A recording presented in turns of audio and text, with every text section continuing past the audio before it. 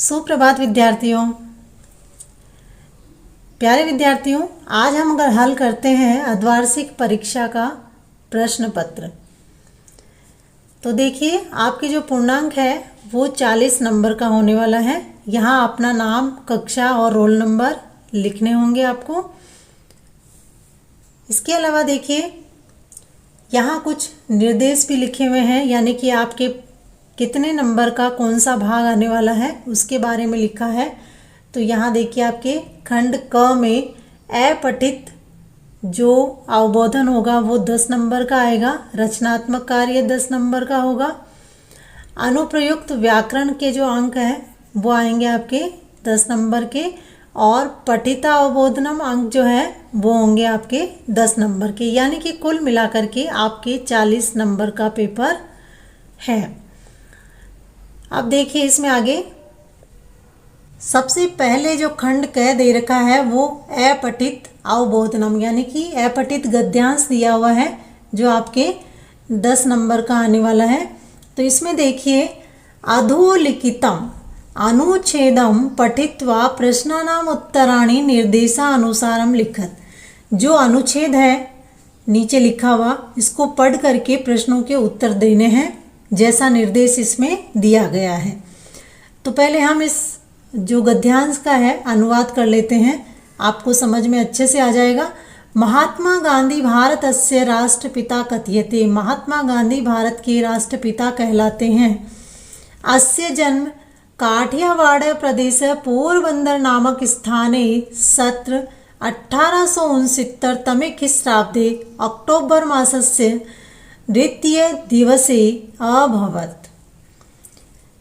इनका जन्म काठियावाड़ प्रदेश में पोरबंदर नामक स्थान पर सन 1869 में अक्टूबर महीने के 2 तारीख को हुआ। यानी 2 अक्टूबर को 1869 को महात्मा गांधी का जन्म हुआ।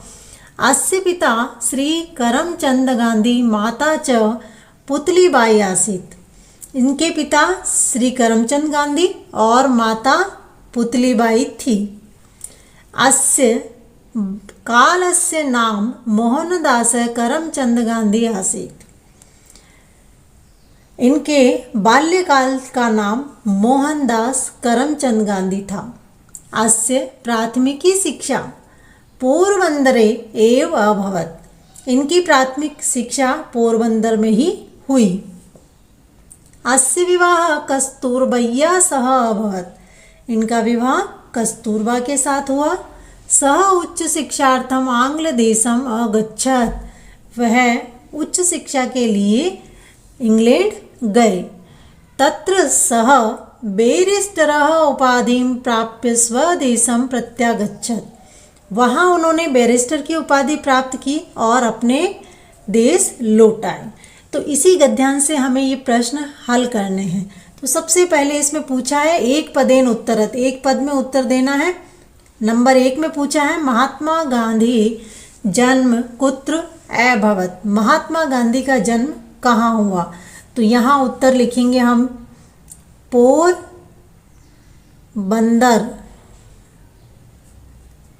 है ना, पोरबंदर नामक स्थाने। ये पूरा लिखना है। यहाँ मैं लिख करके बता रही हूँ आपको, नामक स्थाने। इसके बाद में दूसरा प्रश्न जो इसमें पूछा है वो है महात्मा गांधी उच्च शिक्षार्थम कुत्र अगच्छत्। उच्च शिक्षा के लिए कहाँ गए? इंग्लैंड गए थे, इसीलिए यहाँ संस्कृत में लिख देंगे आंग्ल देशम। ठीक है। अब देखिए, इसमें प्रश्न नंबर 3 लिखा हुआ है। प्रश्न नंबर 3 में पूछा है हमसे भारतस्य राष्ट्रपिता कः। इसका उत्तर होगा महात्मा गांधी। और फिर इसमें जो अगला प्रश्न है, महात्मा गांधी न विवाह केन सह अभवत्। महात्मा गांधी का विवाह किसके साथ हुआ था? इसका उत्तर लिख देंगे कस्तूरबा। कस्तूरबा के साथ। आप देखिए पूर्ण वाक्य में हमसे पूछा है, पूर्ण वाक्येन उत्तरत, पूर्ण वाक्य में उत्तर देने हैं। महात्मा गांधीनः माता पिता च कौ आस्ताम। तो यहाँ जो गद्यांश से उत्तर आएगा वो लिखेंगे हम, महात्मा गांधीनः। इसमें देखिए आपको पूरा देखना होगा, तभी आपको ये सही से उत्तर नजर आएंगे। तो यहाँ मैं लिख रही हूँ पहले माता का नाम, माता पुतली बाई। अब यहाँ देखिए जगह नहीं है, इसीलिए इसको हटा करके मैं इसी जगह पर आगे का उत्तर लिख रही हूँ, पुतली बाई। इसके बाद में लिखेंगे पिता च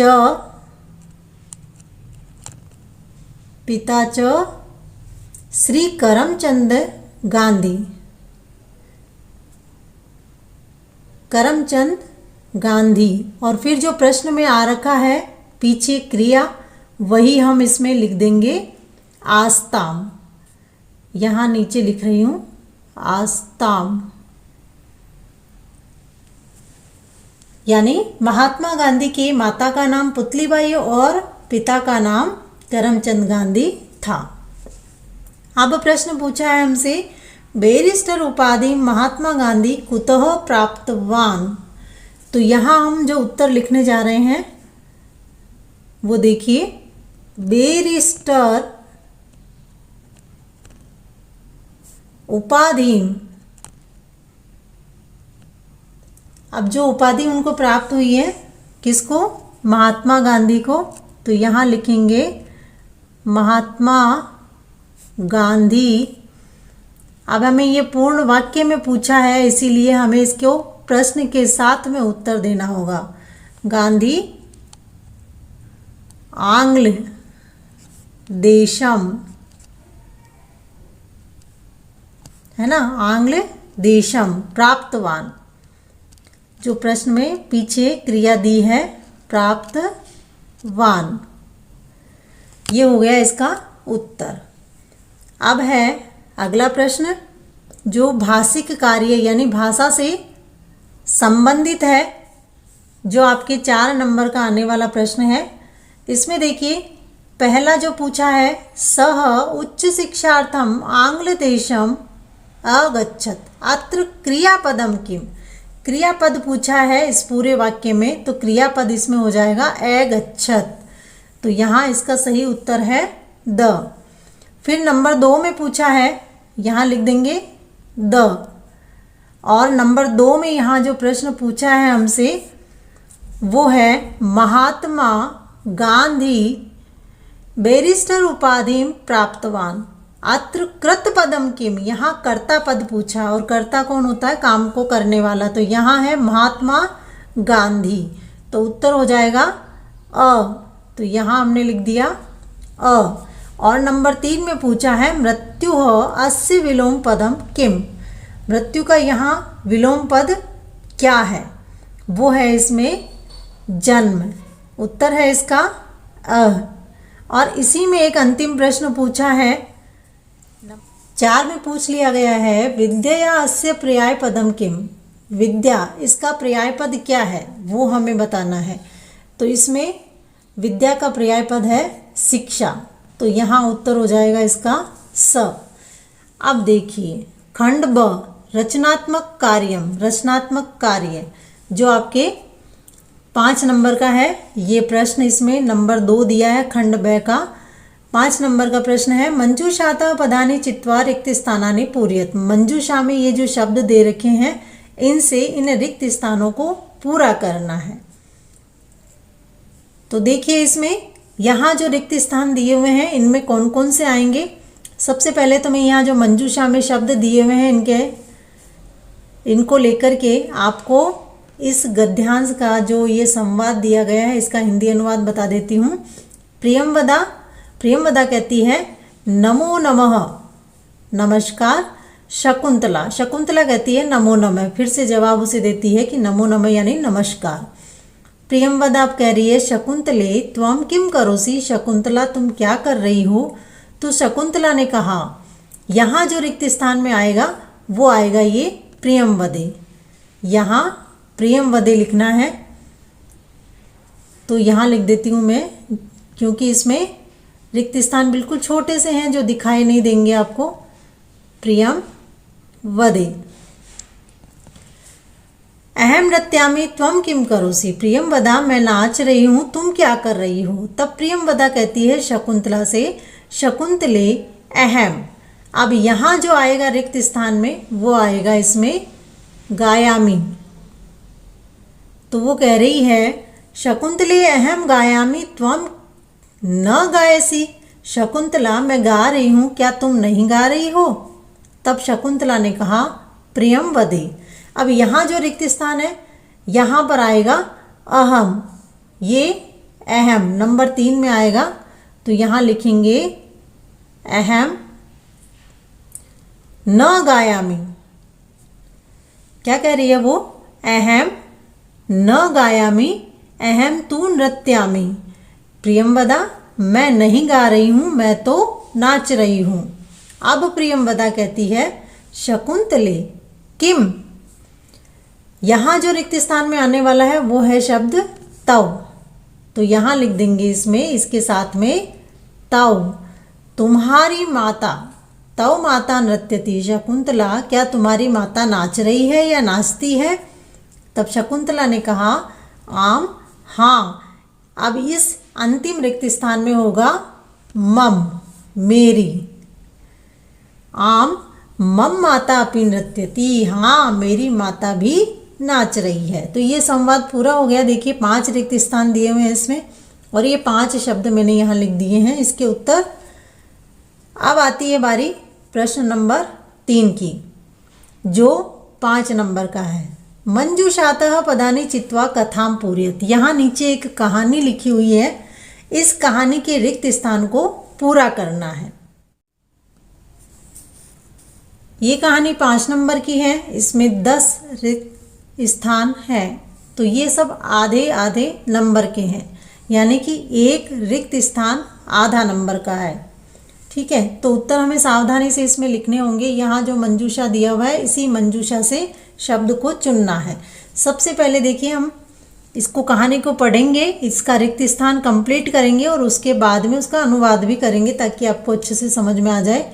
एकदा एकः काकः, यहाँ 1 नंबर लिखा है यानी कि ये पहला रिक्त स्थान है और पहले रिक्त स्थान में पहला जो शब्द आएगा वो आएगा पिपासितः। ये ठीक है, मैं नंबर लगा देती हूँ क्योंकि रिक्त स्थान छोटे हैं, यहाँ आएगा नहीं, तो आप अच्छे से समझ जाओगे। एक बार एक कौवा था, सह जलम पातुम, यहाँ आएगा आपके दूसरे रिक्त स्थान में इतस्तः। तो यहाँ देखिए इतस्तः यहाँ लिखा हुआ है, तो ये हो गए आपके 2 नंबर में। अब है वह जल पाने के लिए इधर उधर घूम रहा था, परम तीसरे रिक्त स्थान में आपके होगा कुत्रापि। तो ये है आपके नंबर 3 में जो रिक्त स्थान आएगा कुत्रापि। जलम न प्राप्नोत, उसे कहीं भी जल प्राप्त नहीं हुआ। अंते सह एकम घटम अपश्यत, अंत में उसने एक घड़ा देखा। घटे यहाँ होगा आपके स्व अल्पम, ये 4 नंबर में रिक्त स्थान में आएगा ये शब्द स्व अल्पम। जलम आसीत, घड़े में कम पानी था। अतः सह जलम, यहाँ आपके होगा पातुम, ये नंबर आएगा आपके 5 नंबर में पातुम।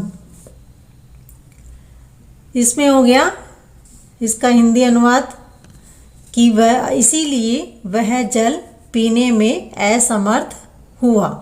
सह एकम, अब नंबर 6 रिक्त स्थान दिया हुआ है, यहाँ 6 में आएगा उपायम, ये होगा आपके 6 नंबर का उपायम। ठीक है, और फिर लिखा है इसमें आगे अचिंतयत, उसने एक उपाय सोचा। सह अब 7 नंबर जो रिक्त स्थान लिखा है इसमें आ जाएगा पाषाणस्य, ये वाला 7 नंबर। इस कहानी को पूरा देखोगे तभी आपको अच्छे से समझ में आ पाएगी। खंडानी घटे अक्षिपत, उसने पत्थर के टुकड़े घड़े में डाले। फिर इसमें क्या हुआ आगे, एवं क्रमेण घटस्य जलम, यहाँ रिक्त स्थान 8 नंबर पर दिया हुआ है, इसमें आएगा ये ऊपरी, 8 नंबर का ऊपरी आगच्छत। इस प्रकार से लगातार घड़े का जल ऊपर आ गया। काकः जलम पीत्वा संतुष्टः, ये आएगा आपके इसमें संतुष्टः अभवत्, कौवा जल पीकर के संतुष्ट हुआ। परिश्रमेण एव, अब 10 नंबर का जो रिक्त स्थान है उसमें आएगा ये 10 नंबर में कार्याणि। एक एक शब्द को आराम से देखोगे तो ही पूरा समझ में आएगा कि किस रिक्त स्थान में कौन सा शब्द आने वाला है। मैंने नंबर लगा दिए हैं यहाँ पर और देखने पर आपको अच्छे से समझ में आ जाएगा। तो परिश्रमेण एव कार्याणि सिद्ध्यन्ति न तु मनोरथे, परिश्रम से ही कार्य सिद्ध होते हैं, मन में विचार करने से नहीं। खंड ग में देखिए अनुप्रयुक्त व्याकरणम, अनुप्रयुक्त व्याकरण है जो 10 नंबर की है। अब इसमें ये जो प्रश्न नंबर 4 दिया ये आपके 1 नंबर का है। वर्ण संयोजनेन वियोजनेन वा पदानि रचयत, वर्ण संयोजन जोड़ करके पद बनाने हैं, पदों की रचना करनी है। तो देखिए यहाँ पर किस प्रकार से बनाते हैं वर्ण संयोजन। म के साथ में आया है आ, म और आ को जोड़ा तो बना मा, बहुत सरल है बनाना, थोड़ा सा ध्यान देना है बस। प और ई के साथ में दोनों को जोड़ा तो बन गया पी, क्योंकि छोटी ई है इसलिए मात्रा भी इसमें छोटी ई की आ जाएगी। क प्लस आ और तो बन गया ये का, तो पूरा शब्द क्या बन गया इसमें, मापिका। उसी प्रकार से दूसरा देखिए इसमें व के साथ में है री, तो व के साथ में री जोड़ा तो इस प्रकार से ये आ गया व्र, और द ध और फिर अ, यानी कि इसमें जो ध है वो आधा है, तो द के साथ में ए जोड़ दिया तो पूरा बन गया, और ध जो आधा है वो यहाँ लगा दिया, बन गया वृद्ध, और पीछे जो विसर्ग है वो हमने यहाँ लगा दिए, तो शब्द बन गया हमारा वृद्ध। तो यानी कि हमारा 1 नंबर पूरा पक्का। प्रश्न 5 मंजूषातः उचित क्रियापदानि चित्वा वाक्यानि पूरयत, मंजूषा से उचित क्रियापद चुन करके वाक्यों को पूरा करना है। पहला इसमें है मयूराहा, ये बहुवचन है इसीलिए बहुवचन क्रियापद इसमें कौन सा है, नृत्यंती, मोर नाचता है तो यहाँ लिख देंगे नृत्यंती। ये आपके 3 नंबर का है, यानी कि प्रत्येक प्रश्न 1-1 नंबर का। इसके बाद में है बालकः, तो यहाँ आएगा पश्यति, तो यहाँ लिखेंगे पश्यति। और फिर दिया इसमें गजाओ, तो यहाँ जो अंतिम बचा है शब्द चलतः, 2 हाथी चल रहे हैं। इनका हिंदी अनुवाद बता देती हूँ, मयूरा नृत्यंती, मोर नाच रहे हैं, बालकः पश्यति, बालक देख रहा है, गजो चलतः, हाथी चल रहे हैं। ये हो गए आपके रिक्त स्थान। अब प्रश्न नंबर 6 जो 1 नंबर का प्रश्न है, कोष्टकात उचितम शब्द रूपम चित्वा वाक्यानि पूरयत, कोष्टक से उचित शब्द चुन करके वाक्य पूरे करो। अब देखिए यहाँ यथा एक उदाहरण भी दिया हुआ है, और यहाँ ब्रैकेट में 2 शब्द दिए हैं, बालिका बालिके। तो यहाँ एक पठती था, सिर्फ रिक्त स्थान में भरना था हमें बालिका, तो यहाँ लिखा हुआ है। और प्रश्न 1 यानी क्रिया के अनुसार ही हमें कर्ता को लिखना है, तो ब्रैकेट में कर्ता दे रखा है। अब यहाँ देखिए चरतः, ये द्विवचन है, चरना, तो यहाँ अजा यानी 1 बकरी, अजय यानी 2 बकरी, तो 2 के लिए यहाँ लिखेंगे हम अजय। ठीक है, ये हो गया हमारा इसका उत्तर, अजय चरतः 2 बकरियां चर रही है।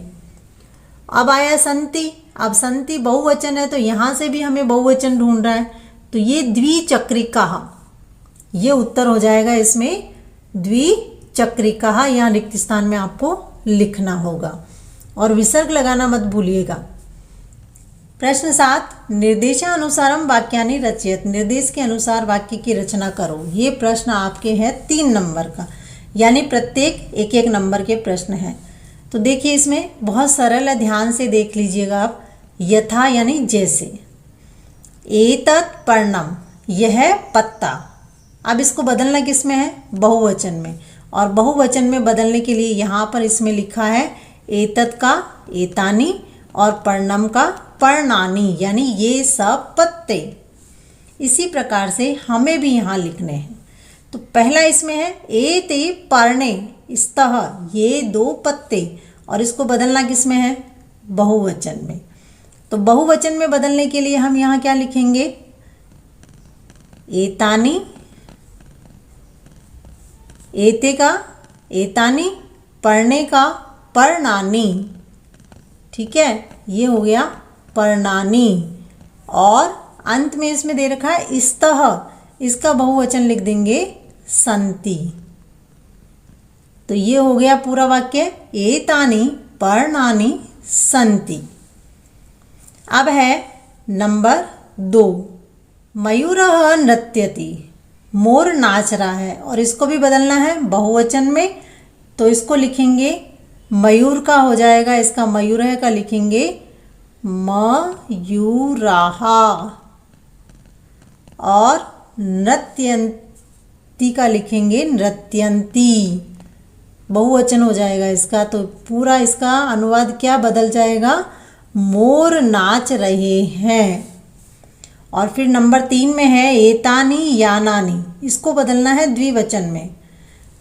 और एतानी का द्विवचन होता है एते, एतानी का मतलब ये सब, और एते का अर्थ हो गया ये 2। यानानी यानी बहुत सारी गाड़ियाँ, और इसका द्विवचन हो जाएगा याने, ये 2 गाड़ियाँ। तो ये 2 गाड़ियाँ हैं। प्रश्न नंबर 8, 8वां जो प्रश्न है वो है 2 नंबर का, यानी कि प्रत्येक आधे आधे नंबर के हैं। इसमें आपसे एक उदाहरण भी दे रखा है। क्या प्रश्न पूछा है? तृतीया विभक्ति प्रयोगेन रिक्त स्थानानि पूरयत, तृतीया विभक्ति का प्रयोग करके रिक्त स्थान पूरे करो।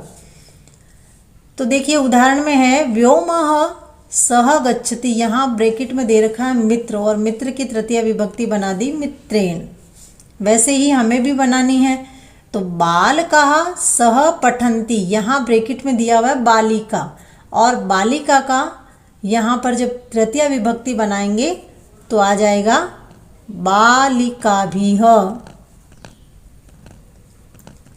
और उसके बाद में इसका अनुवाद देख लेते हैं हम। बालक बालिकाओं के साथ पढ़ रहे हैं।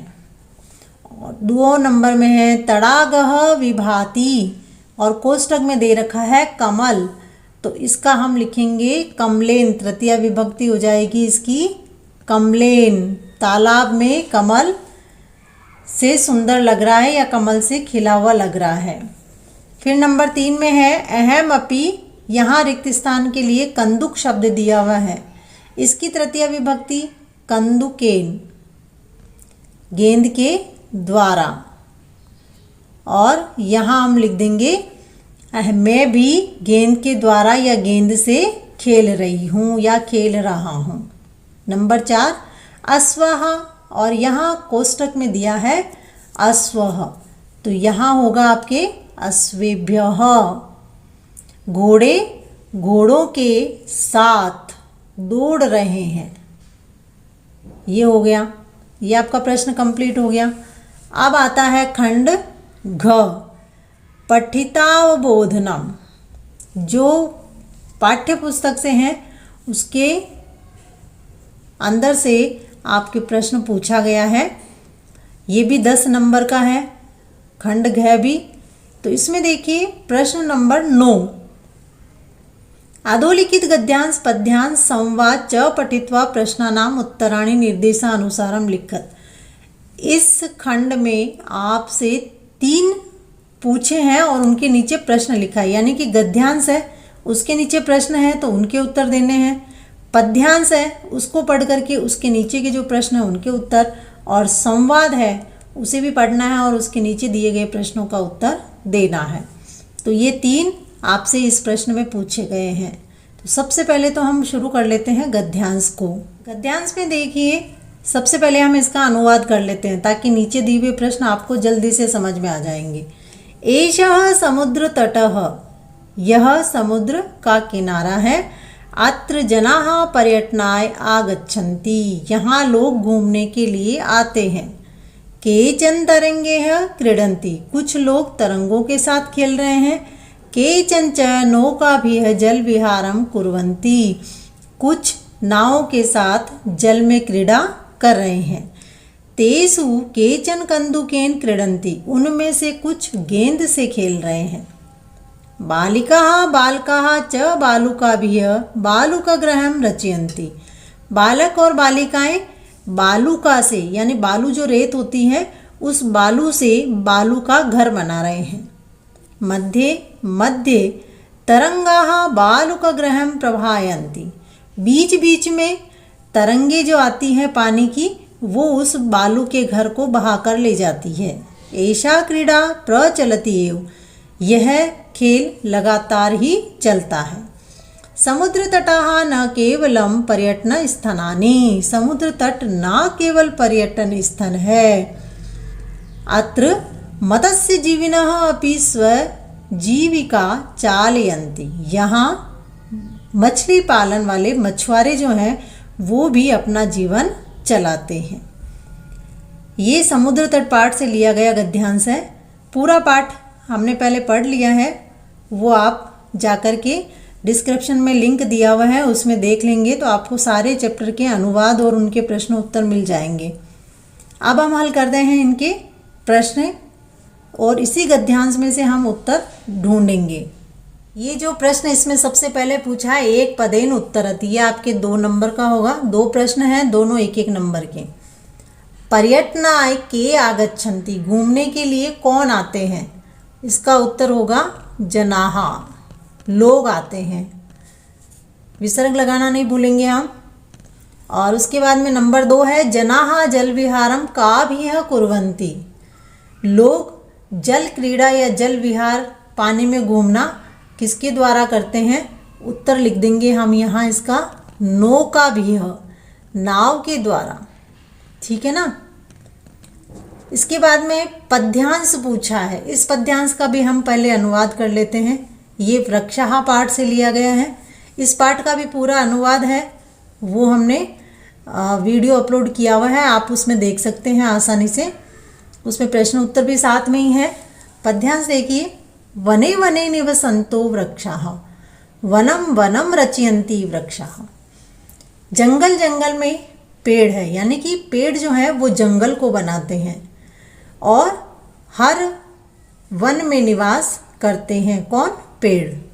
शाखा दोला सीना विहग्गा ते किमपि कूजन्ति वृक्षाः, पेड़ रूपी जो शाखाएं होती हैं उनके ऊपर पक्षी बैठ कर के झूला खाते हैं और वहाँ कुछ भी गाते हैं। पिबन्ति पवनम जलम संततम साधु जना इव सर्वम वृक्षाः, वृक्ष जो हैं वो हवा को पीते हैं, पानी को पीते हैं और लगातार साधु लोगों की तरह, साधु लोग मतलब जो परोपकार करते हैं दूसरों पर, उनकी तरह सभी वृक्ष दूसरों पर उपकार करते हैं। अब इस पद्यांश से यानी ये जो 6 लाइनें दी हैं इन्हीं में से हमें उत्तर ढूंढ करके लिखना है। इस पद्यांश में से हमें उत्तर ढूंढना है और प्रश्न क इसमें दे रखा है, एक पदेन उत्तरत, एक पद में उत्तर दो। ये भी आपके 2 नंबर का, यानी कि प्रत्येक प्रश्न 1-1 नंबर का। प्रश्न 1, वने वने के निवसन्तो, वन वन में कौन निवास करते हैं, इसका उत्तर है वृक्षाः। 2 में है के कुज्जन्ति, कौन बोलता है या कौन कुंजन करता है, तो यहाँ हो जाएगा विहग्गाः। उसके बाद में अब दे दिया है संवाद, और संवाद को पहले हम पढ़ लेते हैं ताकि अच्छे से हमें फिर से समझ में आ जाए। शिक्षिका, अध्यापिका कहती है, छात्राः यूयं किं कुरुत, छात्रों तुम सब क्या कर रहे हो। छात्राः सभी छात्र कहते हैं आचार्य वयम गच्छामः, आचार्य हम सब जा रहे हैं। शिक्षिका ने कहा यूयम कुत्र गच्छत, तुम सब कहाँ जा रहे हो। छात्राः, सभी छात्र कहते हैं वयम सभागारम गच्छामः, हम सब सभागार जा रहे हैं। जहाँ प्रार्थना सभाएं होती हैं उसको कहा गया है सभागार, तो हम सब सभागार जा रहे हैं। शिक्षिका, अध्यापिका कहती है युष्माकं पुस्तकानि कुत्र सन्ति, तुम सबकी किताबें कहाँ हैं। छात्राः, सभी विद्यार्थी कहते हैं अस्माकं पुस्तकानि अत्र सन्ति, हमारी किताबें यहाँ हैं। अब इसी संवाद से नीचे जो प्रश्न दिए हैं उनको हम हल करते हैं। इसी संवाद से प्रश्न पूछा है क एक पदेन उत्तरत, एक पद में उत्तर देना है। ये 2 नंबर का यानी कि 1-1 नंबर के प्रश्न हैं। पहले प्रश्न में पूछा है छात्रः, छात्राः कुत्र गच्छन्ति, छात्र कहाँ जा रहे हैं। अभी हमने गद्यांश में उस संवाद में पढ़ा था, लिखा था उसमें सभागारम, सभागारम, सभागार जा रहे हैं, है ना। और अब प्रश्न नंबर 2 में पूछा है अस्माकं पुस्तकानि अत्र सन्ति, हमारी किताबें यहाँ है। इति का कथयन्ति, इस प्रकार किसने कहा था, सभी विद्यार्थियों ने कहा था, तो इसीलिए इसका उत्तर लिख देंगे छात्राः। अब अगला देखिए, इसमें प्रश्न नंबर 10, भिन्न प्रकृति पदम चिनुत, भिन्न प्रकृति का पद चुनना है। ये आपके आधे आधे नंबर का है, हाफ मार्क्स में 1 नंबर का प्रश्न है। क में पूछा है गंगा, लता, यमुना, नर्मदा, 4 शब्द हैं, 4 में से जो शब्द अलग है वो निकालना है। तो वो अलग शब्द है इसमें लता। क्यों? क्योंकि गंगा, यमुना, नर्मदा ये तीनों नदियों के नाम हैं और लता नदी नहीं है, इसीलिए अलग पद इसमें वो कौन सा हो गया, लता। फिर इसमें अगले में पूछा है उद्यानम कुसुमम फलम चित्रम, यहाँ जो अलग है वो है चित्रम, चित्र। क्यों?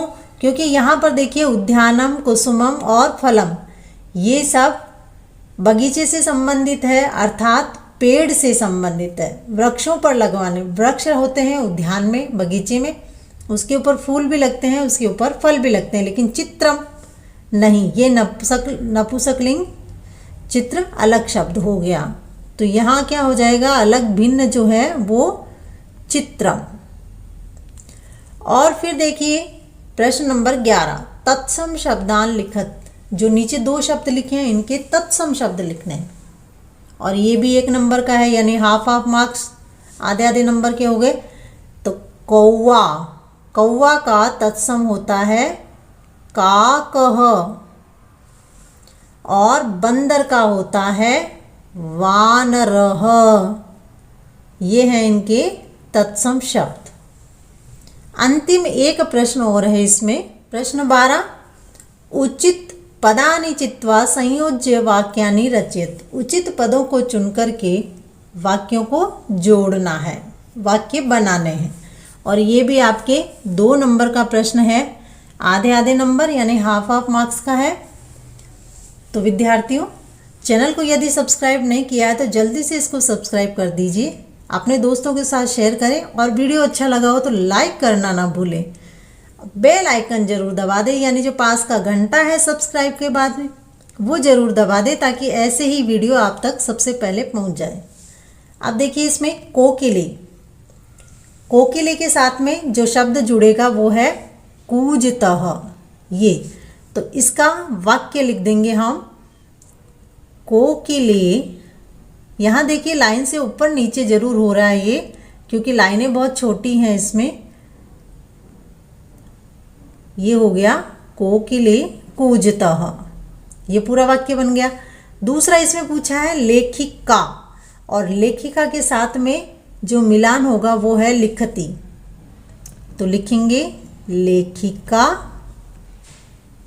लिखती। और फिर नंबर 3 में जो आपसे पूछा है वो है पवनः। और पवनः के साथ में हम जोड़ेंगे इसको वहति, तो लिख देंगे पवनः वहति, हवा बहती है। और अंत में है खगाः। खगाः के साथ में आ जाएगा उत्पतन्ति। तो ये नंबर 4 का जो वाक्य है वो बन जाएगा खगाः उत्पतन्ति, पक्षी उड़ रहे हैं। तो प्यारे विद्यार्थियों, चैनल को सब्सक्राइब करके उसके पास वाला घंटा ज़रूर दबा दीजिएगा। ऐसे ही वीडियो देखने के लिए हमारे साथ बने रहिए।